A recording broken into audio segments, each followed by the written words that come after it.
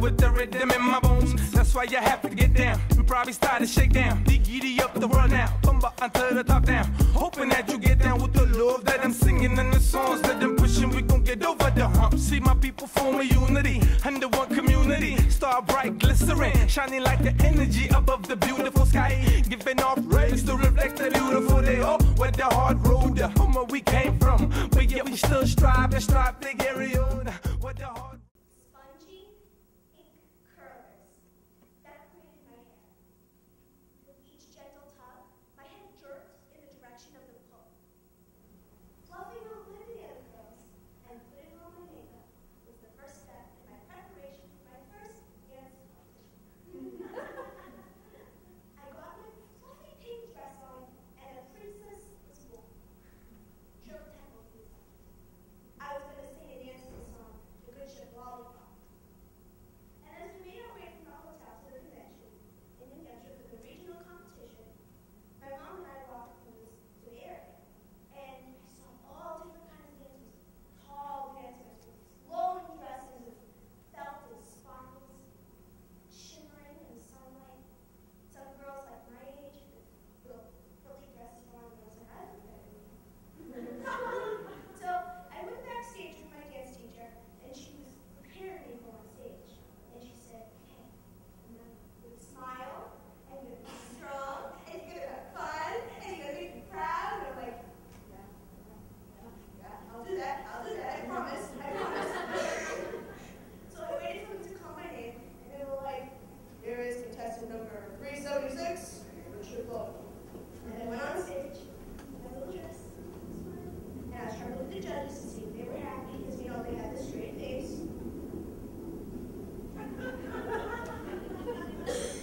And as I performed, I was just remembering how much fun I was having. I knew I wanted to do this for my rest of my life. And then the real exciting part was the award ceremony.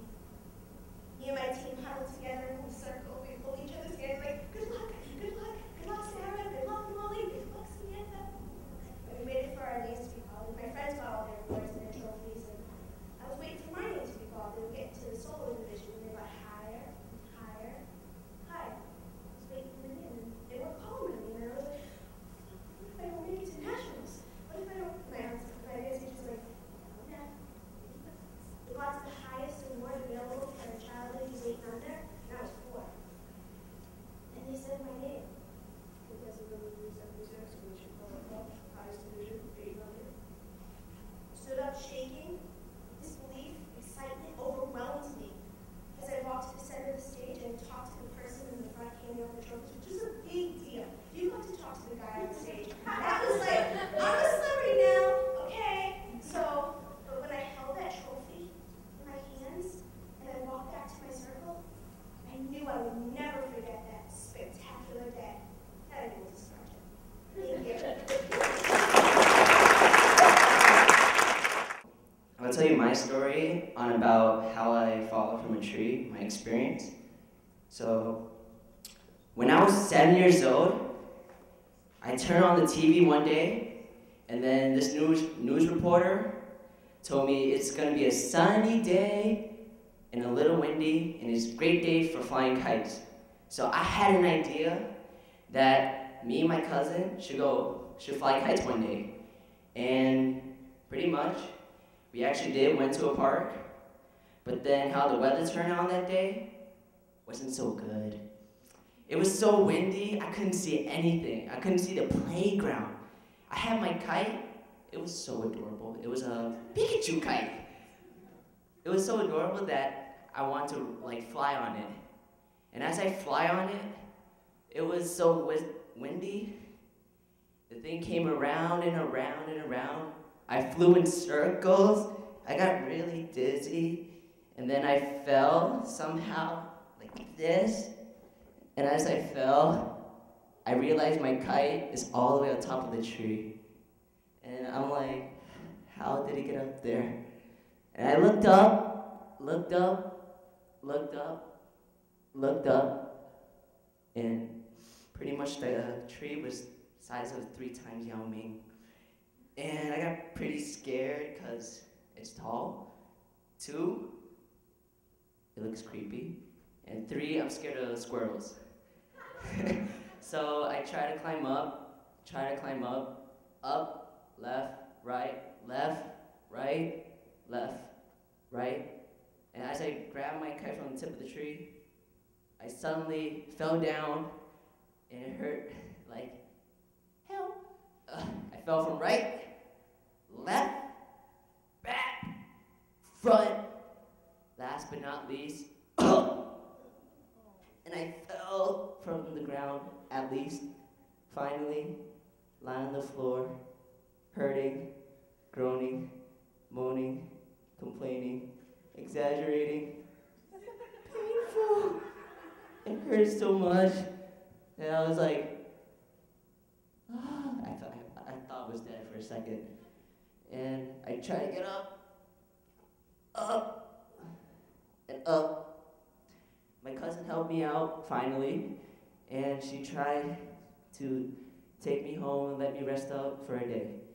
And that's my first time experiencing from falling down a tree. Thank you.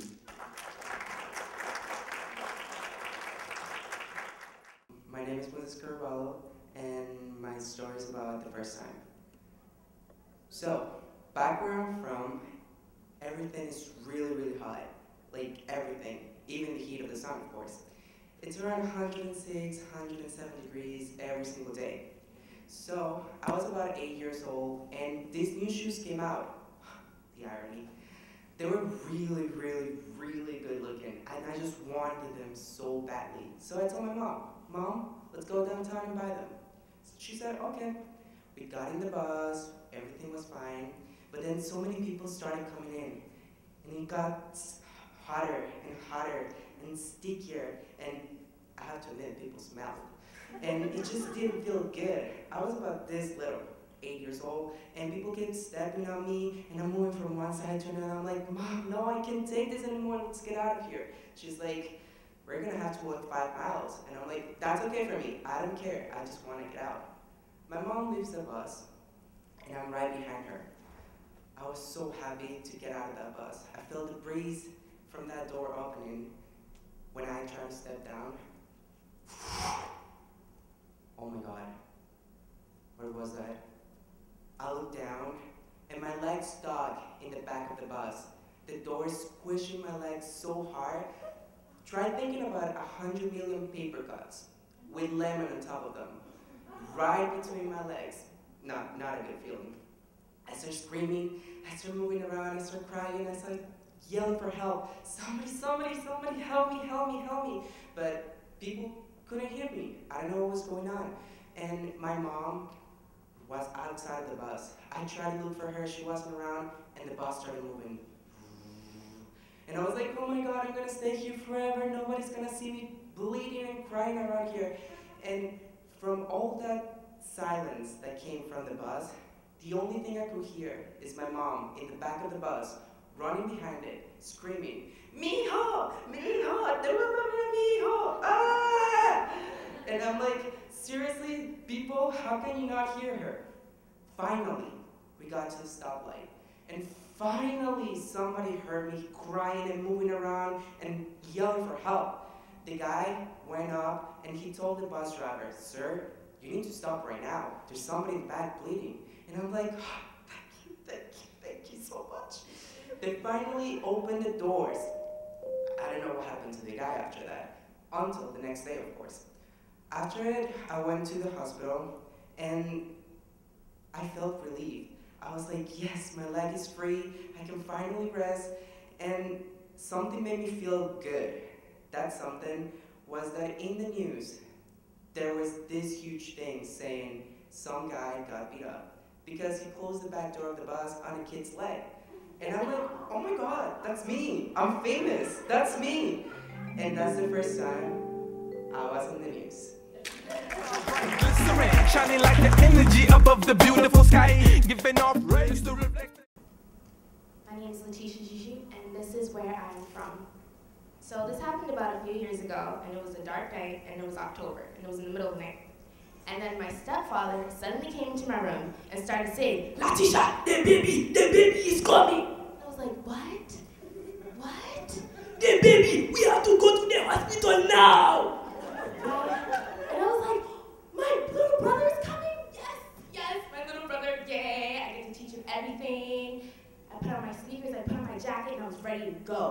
I went into my brother's room, and I knocked on his door. Booby, Booby. Booby is the nickname of my brother, by the way. Booby, we have to go, our little brother's coming. Tisha, shut up, get out of my face. But Booby, we have to go. Tisha, you're mad, ugly, get out of my face. Booby! And then my stepfather came in and was like, Booby, I have never seen my brother get up so fast in his life. Legitimately. And then, my brother and my stepfather started throwing things into the car and getting ready. And I went into my mom's room, and my mom, she was looking really hurt, so I helped her down the stairs and I holded her hand. And then I asked her, Mommy, are you excited to have a little brother? I'm so excited, our family's gonna be huge. And I don't really remember what she said, but I remember the smile that she gave me. We got to the hospital after a while, and me and my brother waited in the waiting room because, you know, we're little kids. We don't know the process of pregnancy, you know. I don't know until now. But, so me and my brother were waiting, and I was like, Booby, what do you think they're gonna name him? Maybe Antonio, or Juan, or who knows, maybe a ghetto name, like Shavana Don. And then Booby just looked at me and he was like, Tisha, you're so stupid, this is why I hate having little sisters. And I was like, but Booby, I'm your only little sister. He was like, Tisha, please. And I was like, okay. And then my stepfather came out after a while, and he was like, oh, the baby's been born. And I was like, yes, my little brother! But then a few minutes later, a doctor came out and started talking to my stepfather very seriously.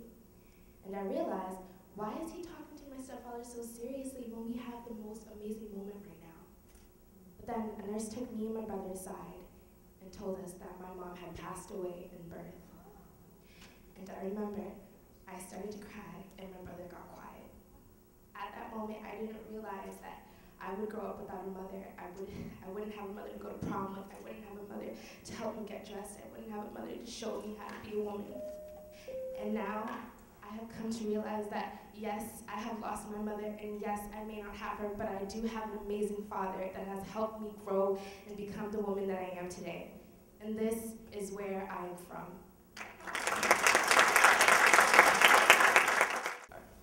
Do you guys know that feeling when you're in love and your heart goes boom, boom, boom, when you see that person you really like and you're just near them? Well, yeah, that was me in 5th grade. And I don't know about you guys, but around that time, all the girls were like, ew, boys have cooties. And all the boys were like, girls go to Jupiter to get more stupider. And I was that kid like, no, that's not true, I don't believe that. I really liked this one girl. She had long blonde hair, nice, those little curls at the end. She had blue eyes too. Oh, I love this girl. And I was only in 5th grade, and I knew I was gonna get her. And I didn't know what that meant either, get her, but I knew I wanted this girl. And I was the kind of kid, when I want something, I get it. And so I remember it was around Valentine's Day, and everyone's writing their little love notes, happy Valentine's Day, be mine, all these little sweet things. And I was like, nah, I'm better than that. And so I wrote, will you marry me? Circle yes or no. And I gave the girl the note. Well, I'm sorry, I didn't give her the note. I gave the girl the note to my friend. I was really shy.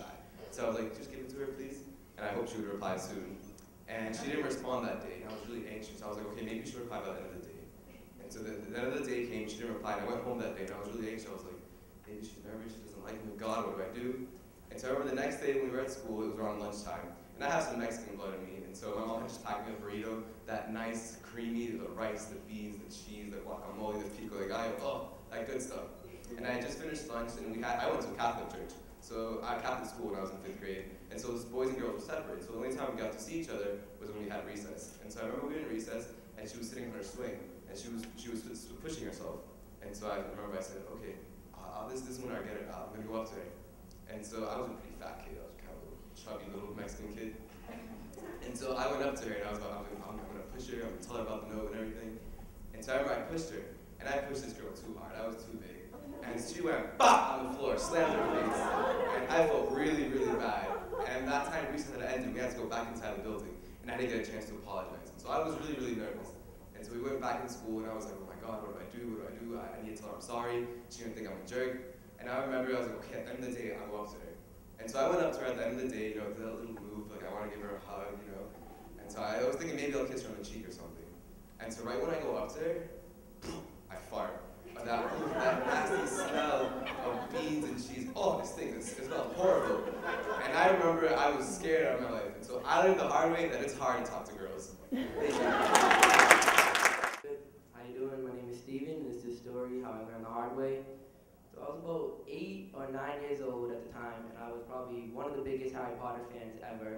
And it was like this nice sunny day. I go downstairs, and on the table is this big envelope. Had like this caress sale, big H, and it says Stephen Carlin on the envelope. I open it up, and it says, "Dear Stephen Carlin, you've been accepted into Hogwarts." And I just flipped out. I was like, what? I started running around the house. I was probably the happiest kid ever. You can tell me anything, and it wouldn't even affect me. I was so happy. I'm running around telling my brother, I'm going to Hogwarts, you're not, blah, blah. He's sitting there, and I'm like, yeah, I don't care. Anyways, next day I get another letter. It's saying, you need to pack up your bags. Harry Potter is coming to pick you up next week. You need to get ready. I'm sitting here. I run upstairs. I go in my closet. I take everything I own. I pack all my stuff. I am ready. I'm so happy right now. Another letter comes in. Today's the big day. He's coming. Him and Ron, Hagrid, everyone's coming. You're going to go off. You're going to be there forever. You're going to become a wizard that you always wanted to be. I'm sitting downstairs. I wake up, go downstairs. It's the big day. My mom's looking at me. She's like, oh, you ready for the day, Steven? I'm like, yeah. She's like, I have to tell you something. I'm like, what? She's like, it's fake. I went, wait, what's fake? She goes, Harry Potter's fake. And I was like, no. Harry Potter is not fake. And she was like, no, I mean, it's all fake. I made this all up. I made the letters. I sent them to you. I thought it was a joke. I looked at her and I went, what? You did what? She said, I thought it would be funny if I made the letters, sent them to you, and you would think you would go to Hogwarts.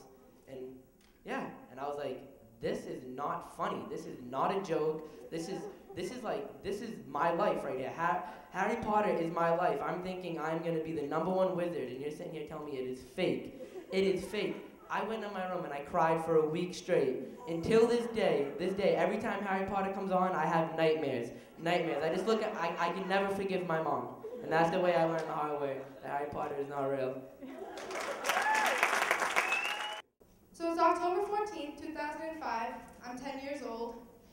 It's a Friday morning, getting ready for school. It's a pretty normal day, except Dad had surgery on Thursday, so he's in bed, so Mom has to get me ready by herself. So I'm over here, and I'm over here, and I'm making fun of my little sister, and Mom, she can't catch me. So I'm goofing off, being the troublemaker that I am.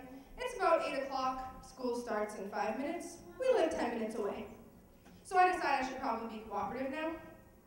So I get my stuff and I'm out the door. Go give your father a kiss. Bye, Dad. He's asleep though, he didn't get that. So I'm out the door, and I'm in 4th grade. Mrs. Danielson, the coolest lady you'll ever meet in your entire life, is gonna teach us fractions today. Fractions.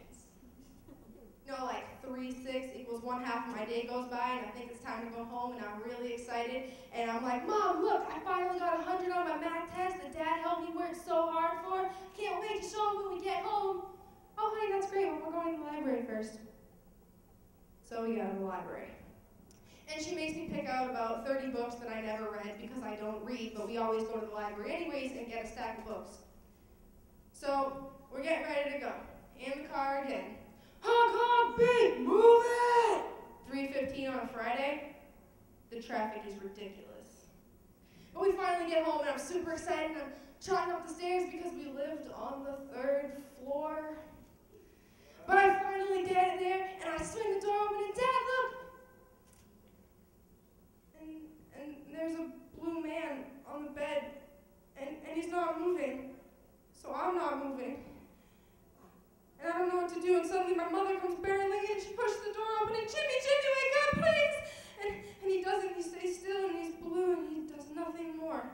And I look at him, and I don't know what to do, and I run into the hallway, and I 911. 911, what's your emergency? My dad is not breathing, I need help, please, someone! And in a minute, there's cops, and there's ambulance, they're asking me questions, and I don't know the answer to them, only this big, stop! And then they put him on the cart, and then all the way down the stairs until he's gone. Forever. And on that day, I lost my father. But I found bravery and strength in my heart to be the best big sister to that sister that I always teased so bad. And to this day, I still find myself defined by the day I lost my father. Thank you. With the hard road, yeah, from where we came from, but yet we still strive to think area. So it was a normal April afternoon, nice Sunday.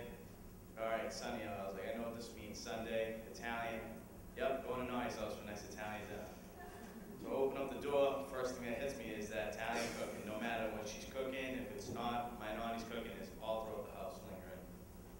And also the mild cigarette smoke lingering around the house because, of course, it's huffing and puffing cigarettes in and out from my puff everywhere.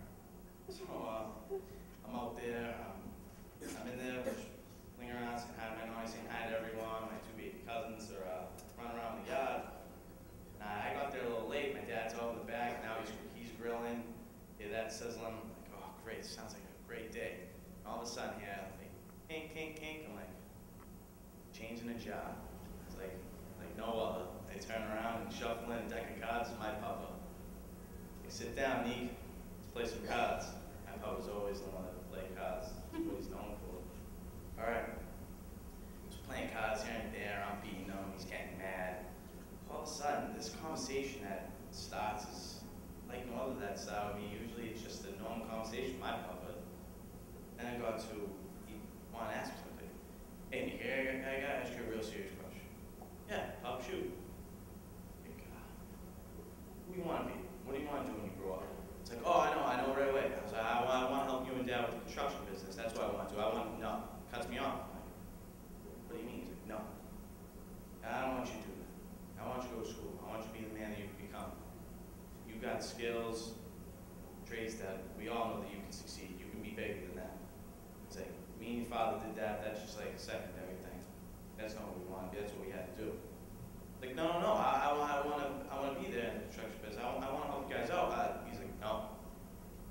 You're gonna go to college. Promise me. You're just gonna become the man that you want to be. All right. So he grabs me and he's like, promise me. He looks me in the eye. Be the man that you want to be. Okay, Pop. I'll make you my promise. But you promised me something, Pop. When I walk the stage to graduate, just like my brother, I want you to be there. It's like there's no place I'd rather be than you go. This past June 6th, my papa passed away.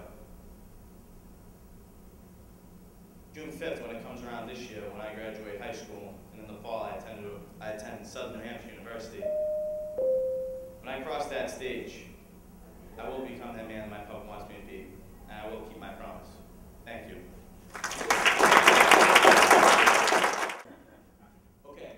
So back when I was in 8th grade, I was so into rap music. I was so amped with rap music. I was like, where the hood at?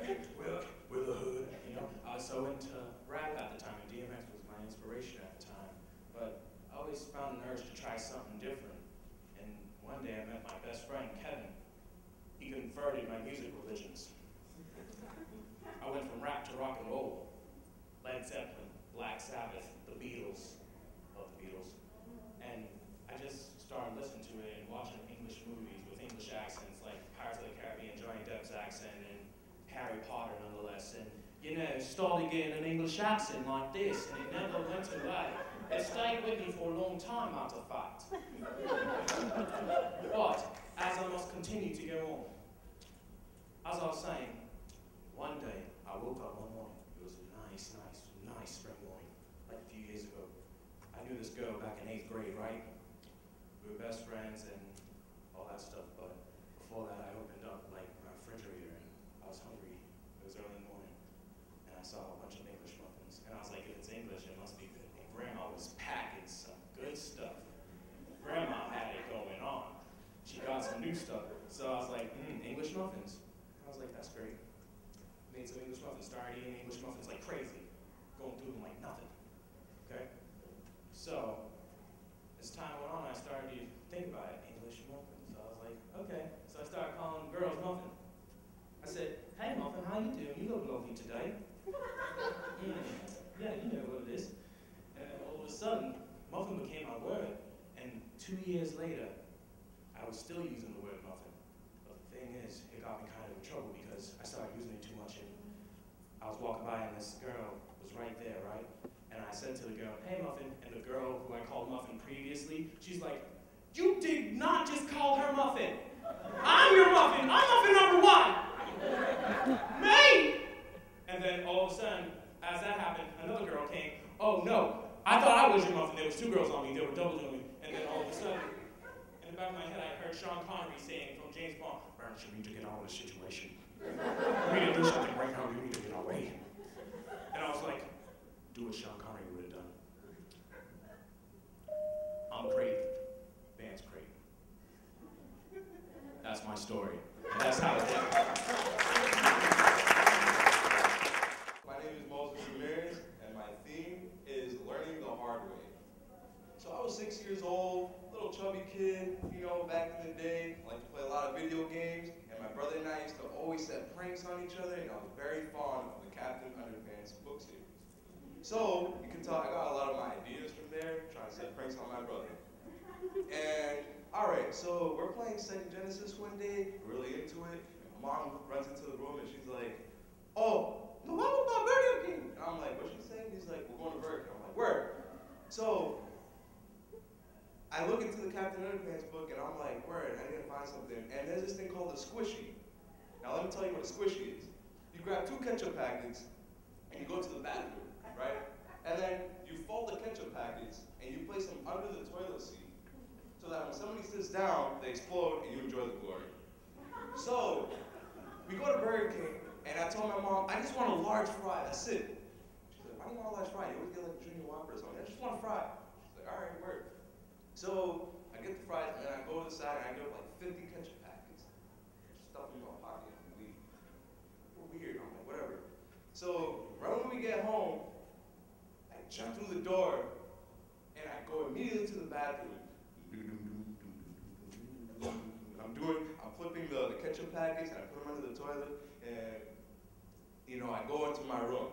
And right when I go into my room, I'm just waiting in my room, coloring and waiting, somebody, go into the bathroom and just hope it's my brother, because that day he would get on my nerves. So, finally, I hear the door lock, it's closed, I look and I'm like, word, it's gonna happen. I jet to the door and I gently lay my ear on the door. Listen,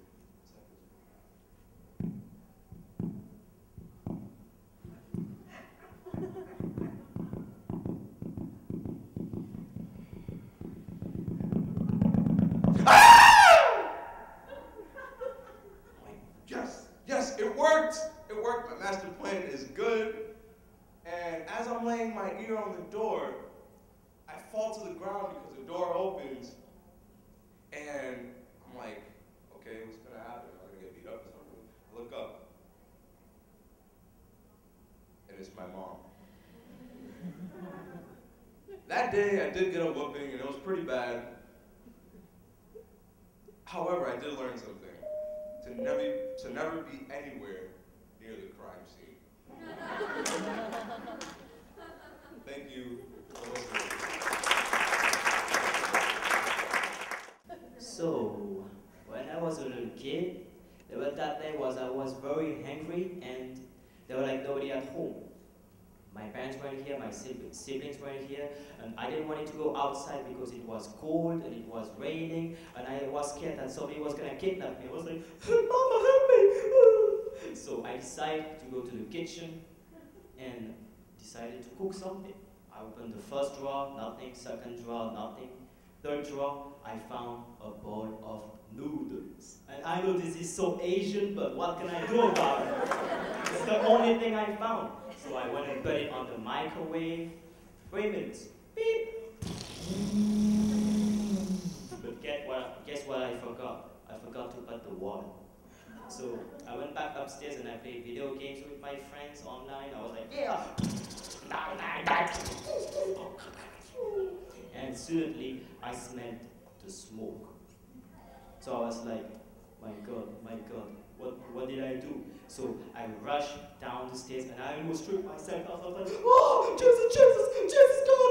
Oh. I smashed the door and I went to the kitchen and there were like smoke everywhere and I couldn't breathe. I was like, my face became like all red. So here's the second mistake I made.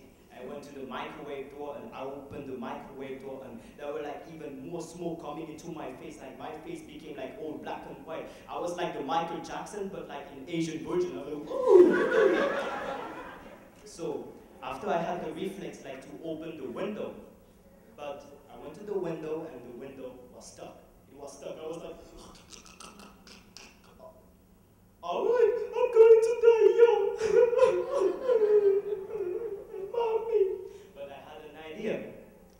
I went to the main door and the back door and I just opened it so the smoke just evaporated. And after I got water and I put out the fire. And since that day, my parents still don't know about it. And I'm lucky, I saved the house. I'm a hero, I guess, yeah. And imagine my mom, oh my God, my mom would slap me like 65 times. What the hell did you do to my house, huh? I'm so lucky my mom or my parents are not here today with me. And I guess that if one day I have a wife or a girlfriend, I guess that I'm not cooking. I don't want to burn the house. Thank you so much. Back to Africa, hit me when I'm calling you. Hold it down for you and yours. Keep giving you miserable. Mighty like the Lion King, striking like some lightning, thundering and blizzarding. Flying through your neighborhood, they got your lips blistering. So you know we understood. Suburbia to the hood, all the way to Dead Sea, to the rainforest wood, to the European streets. They driving on the left side. Jungle drum and bass MCs give that on the black side. Never will we backslide. All the way to Brazil, let us dancing in the carnival. From the highest of the heaven to Babylon pitfall. From the coast of Babylon to the tip of Mount Zion. Original music sound. This is a stick-up liar. Mics on the ground. Bad boy on this whole town. No more mix-up. 3 kings. We wear the